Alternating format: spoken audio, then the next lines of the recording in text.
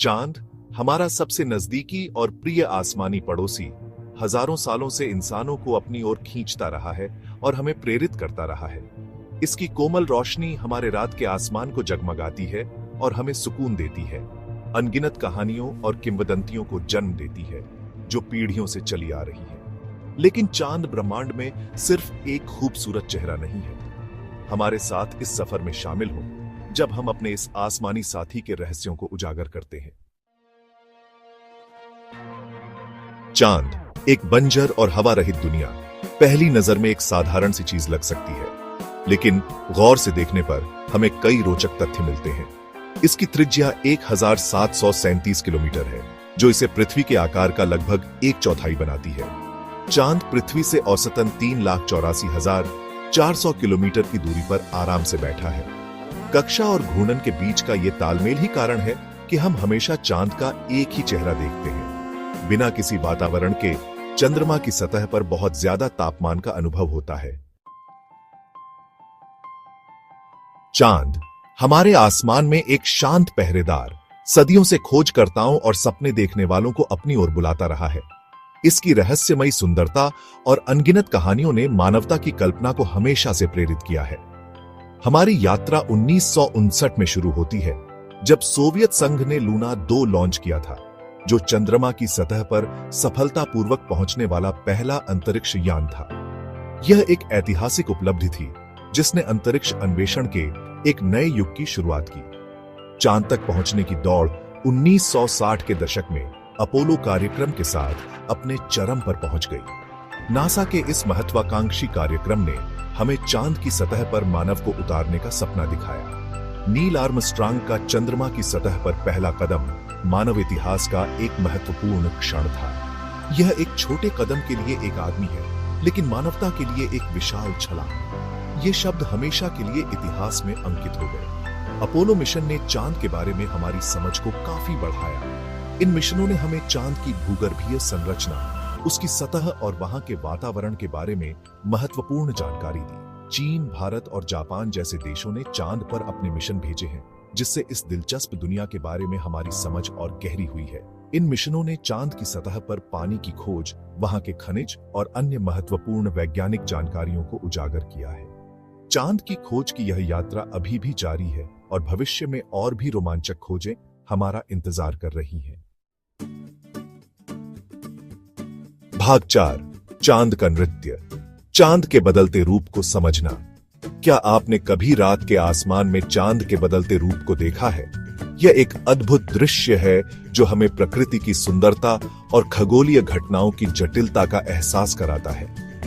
ये मनमोहक परिवर्तन चंद्रमा के कलाओं के रूप में जाने जाते हैं और ये हर महीने एक निश्चित क्रम में होते हैं। ये परिवर्तन सूर्य, पृथ्वी और चंद्रमा के बीच के जटिल नृत्य द्वारा संचालित एक खगोलीय बैले हैं।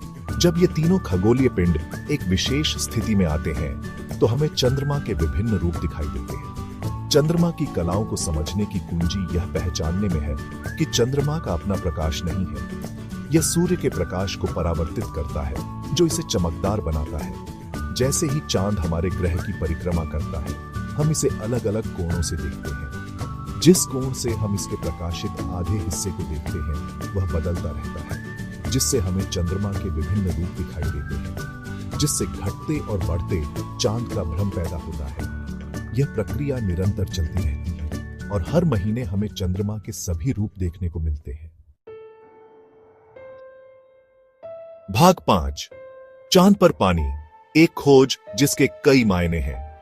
सदियों से चांद को एक सूखा, उजाड़ दुनिया माना जाता था, जिसमें जीवनदायी तरल पदार्थ नहीं था जो हमारे ग्रह पर इतनी बहुतायत में बहता है। हालांकि एक जबरदस्त खोज में वैज्ञानिकों ने चांद पर पानी की बर्फ की उपस्थिति की पुष्टि की।